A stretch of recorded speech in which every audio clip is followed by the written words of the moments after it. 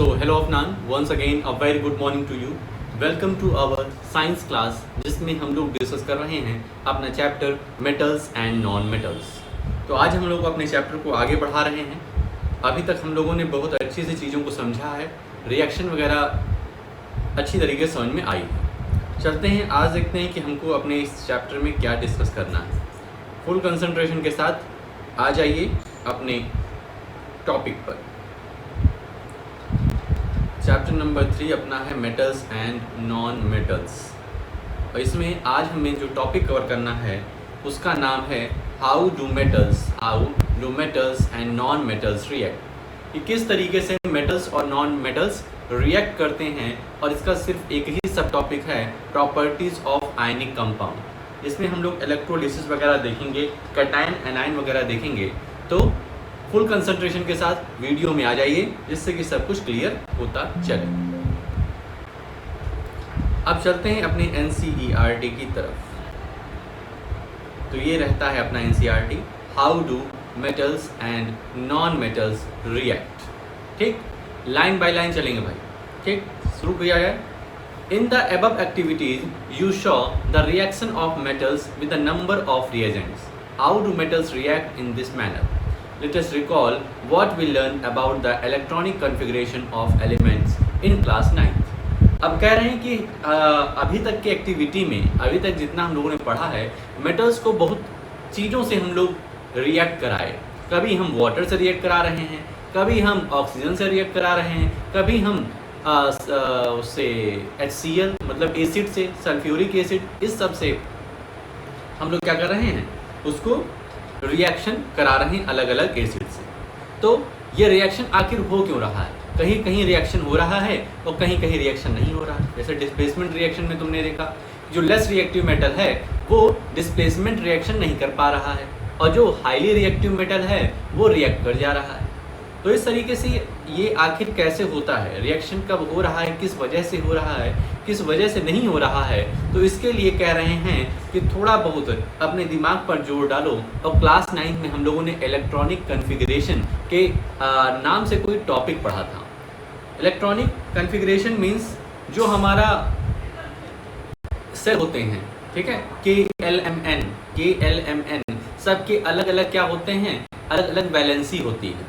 ठीक है, कि उसमें कितने नंबर ऑफ इलेक्ट्रॉन्स भरे जाएंगे। ठीक, तो कह रहे हैं क्लास 9 में जो ये टॉपिक पढ़ा था उस पर थोड़ा सा जोर डालना है। We learn that noble gases which have a completely filled valence shell so little chemical activity. वहाँ पर हम लोगों ने देखा था कि जो नोबल गैसेज हमारी होती हैं, नोबल गैसेज का मतलब यहाँ पर देखो लिखा हुआ है हीलियम, नियॉन और आर्गन। कह रहे हैं ये जो हैं, इनके जो आउटर मोस्ट सेल होती है वो क्या रहती है, बैलेंस्ड रहती है, मतलब फुल रहती है।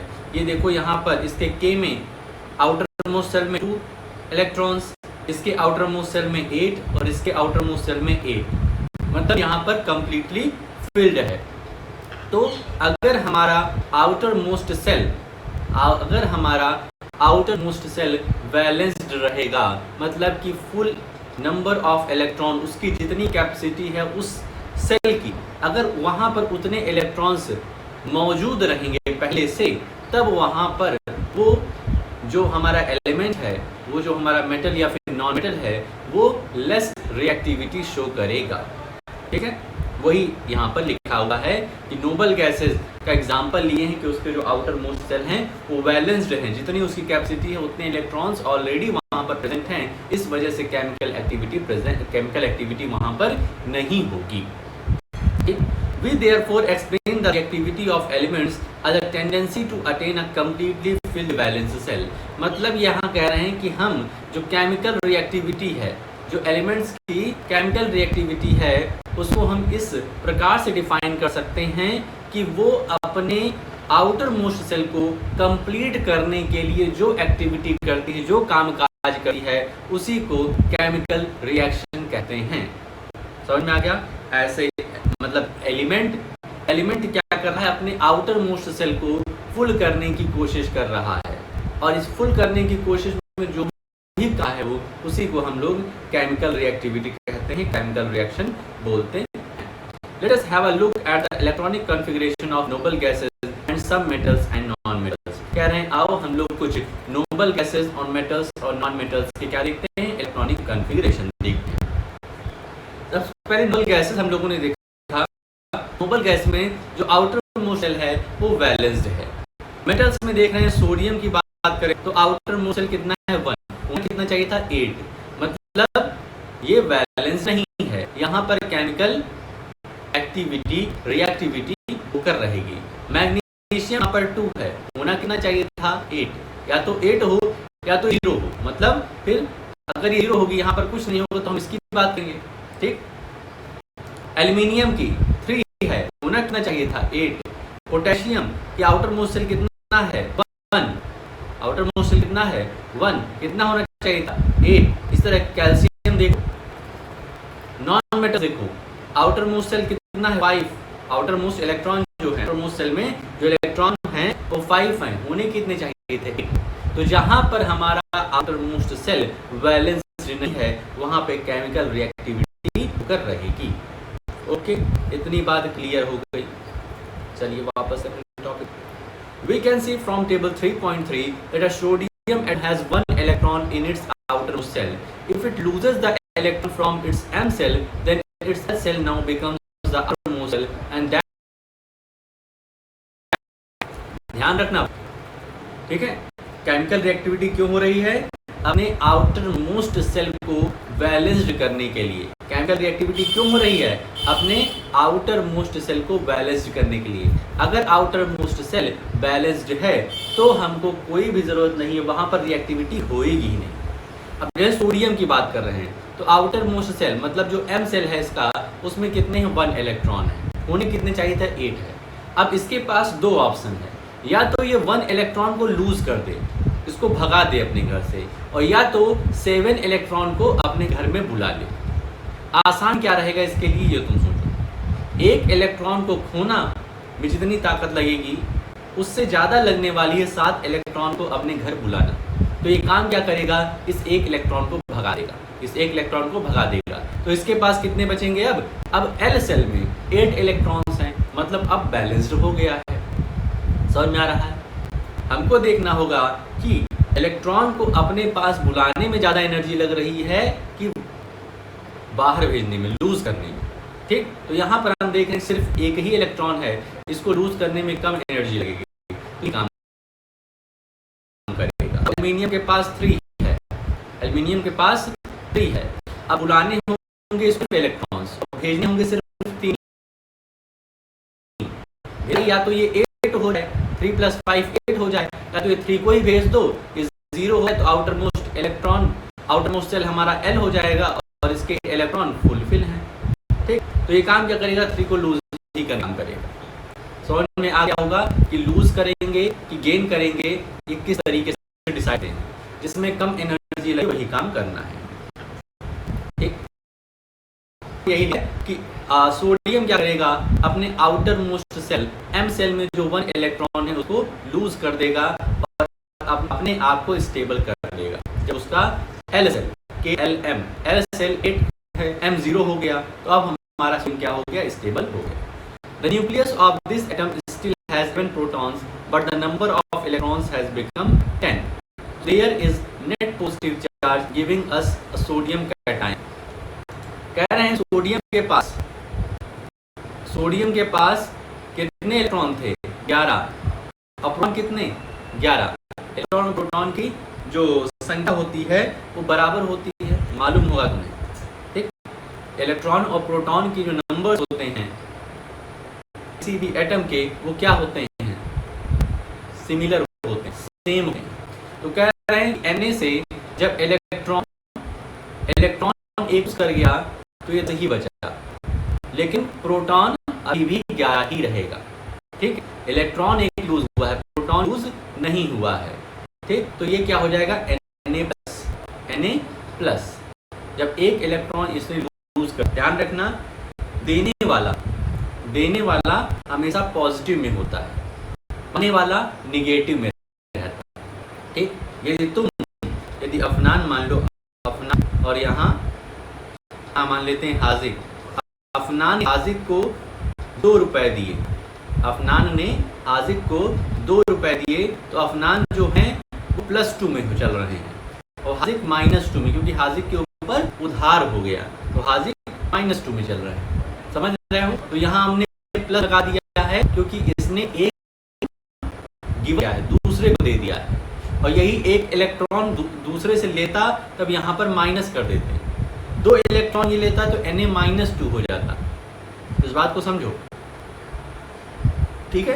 जब ये गिव अप करेगा, लूज करेगा तो प्लस यहाँ पे हम लगा देंगे प्लस चार्ज, और जब ये गेन करेगा तब माइनस चार्ज। 2 इलेक्ट्रॉन लूज कर रहा है तो यहाँ पर +2 लिख देंगे, 2 इलेक्ट्रॉन गेन कर रहा है तो -2 लिख देंगे। इस बात को समझ जाओ, ठीक, इस बात को समझ जाओ भाई साहब अच्छे से। तो यहाँ पर बात कह रहा है कि न्यूक्लियस जो हमारा ये एटम सोडियम का है, इसके पास 11 प्रोटॉन अभी भी हैं, लेकिन इलेक्ट्रॉन जो हैं वो 10 हो गए हैं। 1 इलेक्ट्रॉन इसने लूज कर दिया है, तो इसका नेट पॉजिटिव चार्ज क्या हो गया? Na+। भाई साहब, क्योंकि 11 प्रोटॉन हैं, प्रोटॉन क्या होते हैं? पॉजिटिवली चार्ज होते हैं। इलेक्ट्रॉन 10 हैं जो होते हैं निगेटिवली चार्ज। तो देख रहे हो 11 पॉजिटिव चार्ज है और 1 निगेटिव चार्ज है। दूसरी तरीके से बता रहे हैं कि ये प्लस यहाँ पे क्यों लिख दिए हैं। एक मेथड तुमको बताए कि देने वाला बड़ा होता है, देने वाला हमेशा पॉजिटिव में होता है और लेने वाला निगेटिव रहता है। तो इसने 1 इलेक्ट्रॉन गिव अप किया, इस वजह से पॉजिटिव चार्ज। अब इसी को साइंटिफिक भाषा में देखें तो इसके पास कुल मिलाकर के 11 प्रोटॉन हैं और 10 इलेक्ट्रॉन बचे हुए हैं। 11 प्रोटॉन और 10 इलेक्ट्रॉन।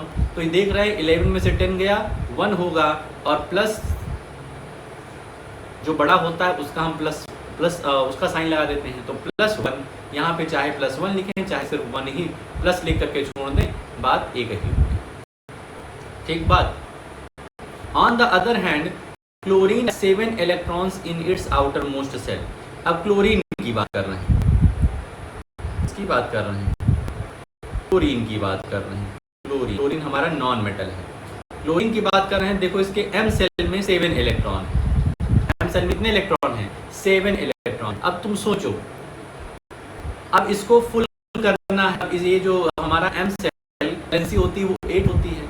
तो अब या तो इसको इसके पास 2 हैं, या तो 1 इलेक्ट्रॉन को अपने घर वाले, या तो ये 7 के 7 इलेक्ट्रॉन को घर से बाहर निकाल। एनर्जी हम किस में लगेगी? एक को बुलाने में, एक को बुलाने में लगेगी ना, क्लियर है?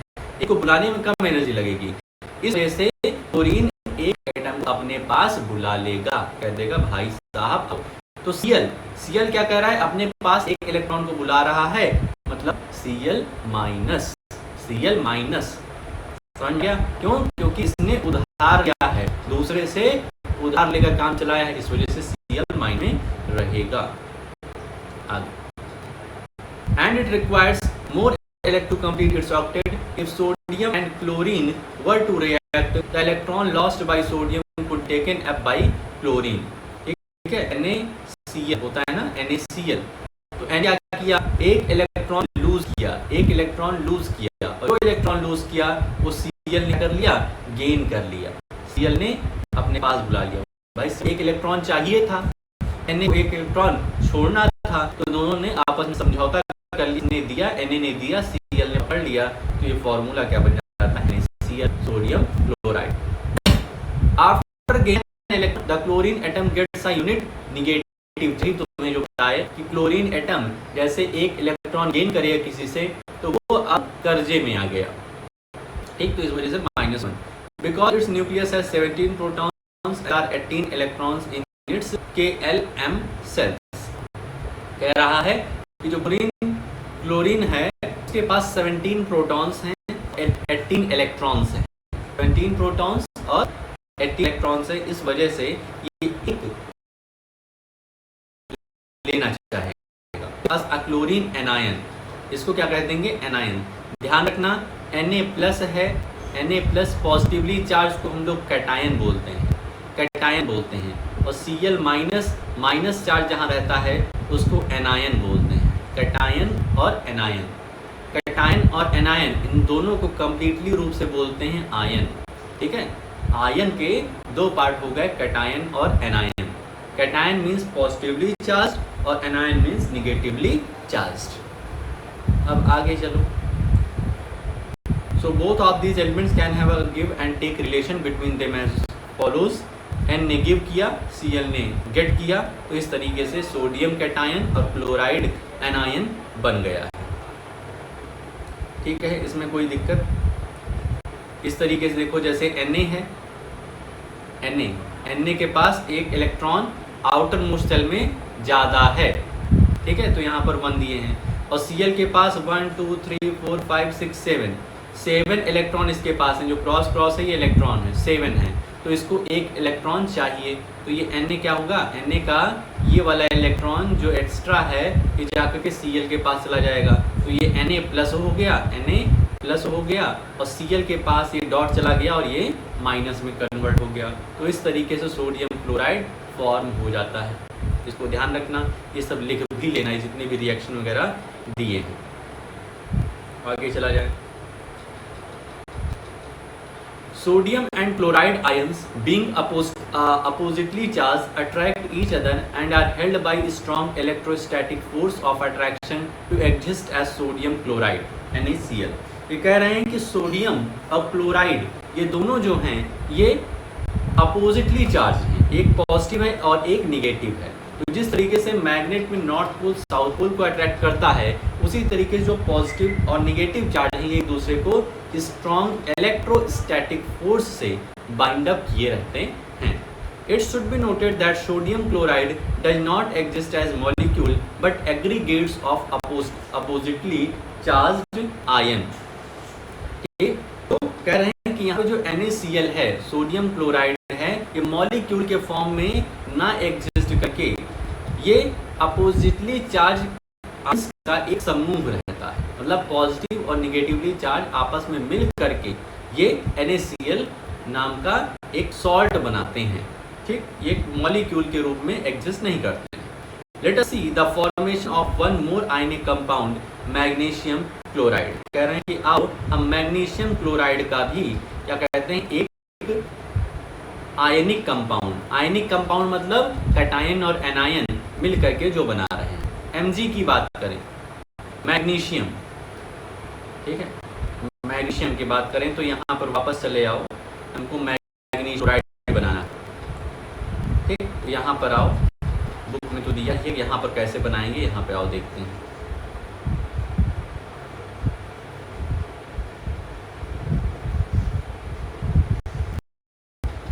ठीक, अब Mg मैग्नीशियम यहाँ पर है, 2 इलेक्ट्रॉन एक्स्ट्रा हैं, 2 इलेक्ट्रॉन क्या हैं, एक्स्ट्रा हैं। देखो इस तरीके से, प्लस Cl के पास क्या है, Cl के पास 7 है, 1 2 3 4 5 6 7, ठीक है, 7 है।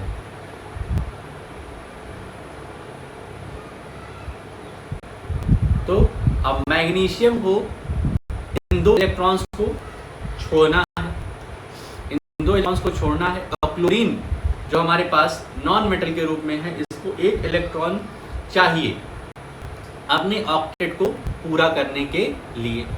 लेकिन यहाँ पर क्या शो कर रहा है, यहाँ पर हमारे पास मैग्नीशियम के 2 हैं, तो यहाँ पर देखो किस तरीके से की, Cl के 2 एटम ले लिए हैं भाई साहब, Cl के 2 एटम्स बुला लिए हैं, क्योंकि मैग्नीशियम का हमारे पास एक्स्ट्रा है, ठीक है, 2 इलेक्ट्रॉन एक्स्ट्रा हैं, इस वजह से यहाँ पर Cl2 हो जाएगा। ये क्यों किए हैं, इसको ये बात समझ लो तुम, क्योंकि हमारे इक्वेशन को बैलेंस करना है। ठीक है, इस चैप्टर के पहले एक चैप्टर तुम पढ़े हो जिसमें इक्वेशन को बैलेंस करना बताएं। ठीक, तो यहाँ पर 2 क्लोरीन के एटम ले लिए हैं, और एक इलेक्ट्रॉन Mg का जो एक्स्ट्रा है वो फर्स्ट वाले के पास चला जाएगा, और दूसरा जो Mg का इलेक्ट्रॉन है वो हमारे दूसरे क्लोरीन एटम के पास आ जाएगा। ठीक, तो Mg ने कितना रिलीज किया, Mg ने कितना इलेक्ट्रॉन रिलीज किया, तो 2 रिलीज किया, तो इसको हम लिख सकते हैं Mg +2 या 2+, बात एक ही है। और Cl ने कितना गेन किया, तो -2, Cl ने कितना गेन किया, -2। ये बात क्लियर हुई। कैसे 2 गेन किया भाई, चाहिए तो क्लोरीन को सिर्फ एक ही था, लेकिन अब Mg के पास 2 इलेक्ट्रॉन एक्सेस थे, तो हम क्या करेंगे, क्लोरीन के 2 एटम ले लेंगे और दोनों को एक एक दे देंगे। तो इस तरीके से हमारी बात बन जाएगी। मान लो मैग्नीशियम के पास 3 इलेक्ट्रॉन एक्स्ट्रा होते, 3 इलेक्ट्रॉन लूज करने होते, तो क्लोरीन एटम फिर हम लोग 3 को लेते। आई होप क्लियर होगा। आगे चलो, इसको आयनिक कंपाउंड क्यों कह रहे हैं, क्योंकि एक कैटायन है पॉजिटिवली चार्ज है और एक निगेटिवली चार्ज है, इस वजह से इसको कैटायन बोल रहे हैं। The compounds formed in this manner by the transfer of electrons from a metal to non metal are known as ionic compounds और इलेक्ट्रोवैलेंट कंपाउंड। इस तरीके जो मेटल और नॉन मेटल मिल करके कंपाउंड बना रहे हैं, इनको हम आयनिक कंपाउंड कह रहे हैं, और इसको हम लोग इलेक्ट्रोवैलेंट कंपाउंड कह सकते हैं। Can you name the cation and anion present in MgCl2? तो क्या तुम मैग्नीशियम क्लोराइड में जो कैटायन प्रेजेंट है और जो एनायन प्रेजेंट है उसका नाम तुम बता सकते हो? तो बिल्कुल बता सकते हो। यहाँ पर हमने बता ही दिया तुमको Mg+2 Cl-2। अब आते हैं अपने पहले सब टॉपिक के पास। पहला टॉपिक क्लियर हो गया, जो सिंगल सब टॉपिक है इसका, properties of ionic compound. Ionic compound के प्रॉपर्टीज क्या होते हैं, आयनिक कंपाउंड क्लियर होगा, जिसमें एक हमारा मेटल रहेगा, एक हमारा नॉन मेटल रहेगा, एक पॉजिटिवली चार्ज रहेगा, एक निगेटिवली चार्ज रहेगा, तो उसको हम आयनिक कंपाउंड बोलेंगे। इनकी प्रॉपर्टीज है, आइए देखते हैं। यहाँ पर एक एक्टिविटी दी गई है, take sample of sodium chloride, potassium iodide, barium और any other salt from the science laboratory. तो सबसे बढ़िया सोडियम क्लोराइड रहता है, उसको हम लोग ले लेते हैं। What is the physical state of these salt? Sodium chloride वही जो तुम बातें कह रहे हैं, इन सभी का फिजिकल स्टेट कैसा है, देखने में ये कैसे लग रहे हैं। Take a small amount of sample on a metal spatula and heat directly on the flame. Repeat with other samples. क्या करो, एक करके सैंपल्स लो और स्पैचुला में इसको फ्लेम पर डायरेक्ट गर्म करो। What did you observe? Did the samples impart a color to the flame? Do these compounds melt? तो क्या हो रहा है, क्या फ्लेम के में क्या कुछ चेंजेस आ रहे हैं? क्या जो हमारा कंपाउंड है, जो आयनिक कंपाउंड है, NaCl है, आयोडाइड है, बेरियम क्लोराइड है, क्या ये मेल्ट हो रहे हैं? Try to dissolve the samples in water, petrol and kerosene. Are they soluble? और इसी तरीके से वाटर और केरोसिन, पेट्रोल में इनको डिसॉल्व करने की कोशिश करो और बताओ क्या सॉल्यूबल। इन सब के आंसर आगे मिल रहे हैं। Make a circuit as shown in figure 3.8 and insert the electrodes. What did you test the other salt samples too in this manner? कह रहे हैं एक फिगर 3.8 में इलेक्ट्रोलिसिस जो प्रोसेस है, इसमें क्या कर रहे हैं, इसमें एक सॉल्ट सोल्यूशन को डाल रहे हैं, एक सॉल्ट सोल्यूशन को डाल रहे हैं और कह रहे हैं कि ऑब्जर्व करो कि वहाँ पर क्या हो रहा है। तो इसको भी ऑब्जर्व हम लोग करेंगे आगे। What is your inference about the nature of this compound? तो तुम्हारा क्या सोचना है, क्या तुम्हारा निष्कर्ष है इस कंपाउंड को लेकर के? तो आइए देखते हैं। Melting and boiling point of some ionic compound, NaCl, sodium chloride, lithium chloride, calcium chloride, calcium oxide और मैग्नीशियम क्लोराइड, इनका मेल्टिंग पॉइंट और बॉइलिंग पॉइंट दिया हुआ है। देख लीजिए भाई, ये इलेक्ट्रोलिसिस का प्रोसेस है, इलेक्ट्रोलिसिस इसको कहते हैं। इसमें क्या करते हैं, एक बैटरी, इसको बहुत ध्यान समझो, ये फिगर बहुत आता है, ठीक है। इसमें क्या किए हैं, एक कैथोड है और एक एनोड है, कैथोड और एनोड। कैथोड कौन सा होगा, तो जो हमारा पॉजिटिव, जो हमारा भाई सेल के 2 पार्ट होते हैं ना, सेल के 2 टर्मिनल होते हैं, एक कैथोड होता है, एक एनोड होता है। तो जो हमारा ये पॉजिटिव की तरफ है, तो पॉजिटिव की तरफ वाला तार आकर के इस वाले हमारे बार से जुड़ा हुआ कैथोड होगा, कैथोड, ठीक। और ये हमारे ये वाला बार निगेटिवली चार्ज से जुड़ा है, तो इसको हम एनोड देंगे। तो ये कैथोड एनोड बार डाले हैं ग्रेफाइट की, और उसके बाद यहाँ पर सेल लगा है बैटरी, और यहाँ पर हमारी की। तो इस तरीके से इसको बनाएंगे और फिर इसमें ये क्या है, सॉल्ट सोल्यूशन है। सॉल्ट सोल्यूशन है। सॉल्ट सोल्यूशन में दो चीज होगा, एक पॉजिटिवली चार्ज आयन होगा, एक निगेटिवली चार्ज आयन, जिसको हम लोग कैटायन और एनायन कहते हैं। ठीक, अब इतना चीज जान लो, उसके बाद अब आगे जो पढ़ना है उसको ध्यान से You may have the following general properties for ionic compound। अब जनरल प्रॉपर्टी जो हम आयनिक कंपाउंड की देखे हैं, अब यहीं से तुमको सारे क्वेश्चन मिलेंगे अपने इस एक्टिविटी के। फिजिकल नेचर कैसा, ionic compounds are solid and are somewhat hard because of the strong force of attraction between the positive and negative ions। These compounds generally tell and break into pieces when pressure is applied। दो तीन physical properties यहाँ पे देख कहा, जो ionic compound हमने spatula में लिया क्या है, सॉलिड है और स्ट्रॉन्ग फोर्स ऑफ अट्रैक्शन को इलेक्ट्रोस्टैटिक फोर्स क्या है उससे जुड़े हुए हैं, क्योंकि एक निगेटिव है एक पॉजिटिवली चार्ज है, तो ये एक दूसरे से स्ट्रॉन्ग फोर्स से क्या है अट्रैक्ट। ये कंपाउंड जब ब्रिटल होते हैं, ब्रिटल मतलब क्या होता है, ब्रिटल मतलब होता है नाजुक, मतलब नाजुक होता है। यानी जब भी इस पर हम प्रेशर अप्लाई करेंगे तो हार्ड दिखाई देंगे, लेकिन जैसे इस पर कुछ प्रेशर अप्लाई करेंगे ये क्या हो जाएंगे, पाउडर फॉर्म में चेंज हो जाएंगे, पीसेस में कन्वर्ट हो जाएंगे। मेल्टिंग एंड बॉइलिंग पॉइंट की बात करें तो ionic compounds have high melting and boiling point. Ionic compound जितने भी होंगे इनके मेल्टिंग पॉइंट और बॉइलिंग पॉइंट दोनों ही रहेंगे। This is because a considerable amount of energy is required to break the strong inter-ionic attraction। ऐसा क्यों हो रहा है भाई साहब, वो जो हमारा कैटायन और एनायन है, जो आयनिक कंपाउंड है, वो एक दूसरे से स्ट्रॉन्ग इलेक्ट्रोस्टैटिक फोर्स से जुड़े हुए हैं, तो उसको काउंटर करने के लिए, उस इलेक्ट्रोस्टैटिक फोर्स को काउंटर करने के लिए मेल्टिंग पॉइंट और बॉइलिंग सॉल्युबिलिटी की बात एक्सरसाइज एक्टिविटी में क्वेश्चन पूछेंगे कब सॉल्युबल होगा कब सॉल्युबल नहीं होगा। इलेक्ट्रोवैलेंट कंपाउंड, इलेक्ट्रोवैलेंट कंपाउंड बोले या आयनिक कंपाउंड बोले एक बात है। Electrovalent compound are generally soluble in water and insoluble in solvent such as kerosene, petrol etcetera. Water में सॉल्युबल है लेकिन केरोसिन और पेट्रोल में नहीं है। इलेक्ट्रोलिसिस की बात करें, conduction of electricity, the conduction of electricity through a solution involves the movement of charge particle. जो हमारा सॉल्ट सोल्यूशन है, जो हमने उस बीकर में डाला हुआ है, उसमें दो आयन है ना, कैटायन और एनायन, उसी की बात कर रहे हैं। उस कैटायन और एनायन का क्या होगा, मूवमेंट होगा। A solution of an ionic compound in water contains ion which move to the opposite electrodes when electricity is passed through the solution। Ionic compound in the solid state do not conduct electricity because movement of ions in the solid is not possible due to their rigid structure। कह रहे हैं ionic compound जब हमारा solid state में रहता है, बहुत ध्यान सुनो, आयनिक कंपाउंड जब हमारा सॉलिड स्टेट रहता है तब उससे इलेक्ट्रिसिटी पास नहीं होती। ठीक है, इलेक्ट्रिसिटी उससे पास नहीं होती है। क्यों नहीं होती है, क्योंकि उनके बीच का movement, because movement of ions in the solid is not possible.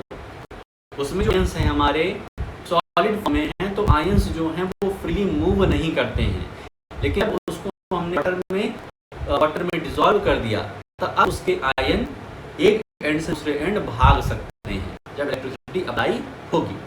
But ionic compounds conduct electricity in the molten state. This is possible in the molten state. Electrostatic force of attraction between oppositely charge ions are overcome due to heat. ये ऐसा इसलिए हो पा रहा है क्योंकि जब हम उसको अपने सॉल्ट को या तो मॉल्ट स्टेट में ला रहे हैं, पिघला दे रहे हैं, या फिर डिसॉल्व कर दे रहे हैं, तो उससे हमारे जो आयंस हैं वो अब उनके बीच में जो इलेक्ट्रोस्टैटिक फोर्स था अब वो कम हो, अब वो उतना नहीं है, तो इससे अब इलेक्ट्रिसिटी पास होएगी।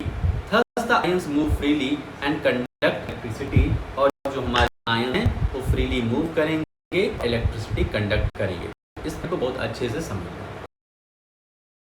जैसे यहाँ पर सारा कुछ तुम्हें समझ में आ गया, सारा कुछ समझ में आ गया कि एक बीकर हमने 2 ग्रेफाइट की रॉड लगाया, यहाँ पर ये निगेटिव एंड है तो ये एंड हो गया, ये पॉजिटिव एंड है तो ये कैथोड हो गया। यहाँ से जब हम की को ऑन कर देंगे तो इसमें इलेक्ट्रिसिटी क्या हो जाएगी, पास होना शुरू हो जाएगी। ये क्यों हो रहा है, क्योंकि ये जो सॉल्ट सोल्यूशन मान लेते हैं NaCl है, Cl है, Na पॉजिटिवली चार्ज है, Cl निगेटिवली चार्ज। जब ये सॉलिड स्टेट में मॉल्टेन या फिर ये डिसॉल्व स्टेट में नहीं था, लिक्विड स्टेट में नहीं था, तब इसके बीच में इलेक्ट्रोस्टैटिक दूसरे से एकदम गुड़ से जैसे ही चींटी चिपकी होती है उस तरीके से चिपके। लेकिन जब इसको हमने डिसॉल्व कर दिया, इसको मेल्ट कर दिया एकदम, तब क्या हुआ, अब ये पॉजिटिव चार्ज और निगेटिव चार्ज अलग अलग हो गए। पॉजिटिव चार्ज और निगेटिव चार्ज अलग अलग हो गए। अब क्या होगा भाई साहब, ये जो हमारे 2 एंड हैं, 2 हमारे बार हैं, एक ये वाला निगेटिव है, ये वाला जो है ये निगेटिव है और ये पॉजिटिव है। तो अब क्या होगा, ये जो Na पॉजिटिव है, कैटायन है, ये किसकी तरफ अट्रैक्ट होगा, इस वाले बार की तरफ, क्योंकि ये माइनस में है और Cl माइनस में है, ये किधर अट्रैक्ट होगा, ये हमारे कैथोड वाला जो बार है, ग्रेफाइट रॉड है, इसमें अट्रैक्ट होगा। ठीक, तो इससे क्या होगा, इलेक्ट्रिसिटी कंडक्ट होना शुरू हो जाएगी। आई होप इलेक्ट्रोलिसिस वाला जो प्रोसेस है ये तुम्हें समझ में आ गया होगा। ये कैथोड क्या होता है, एनोड क्या होता है, एनायन कैटायन क्या होता है, ये सब क्लियर हो गया होगा। इसके बाद आता है इंटर क्वेश्चन, तो इसे तुम ट्राई करना। ठीक, तो तुम्हारा काम क्या रहेगा आज का, जितना पढ़ा दिया है, जितना पढ़ा दिया है तुमको हमने, उतने की अच्छे से रीडिंग कर लेना, अच्छे से रीडिंग करना। ठीक है, बिल्कुल भी ढिलवाही नहीं भाई साहब। ठीक, तो उसकी अच्छे से रीडिंग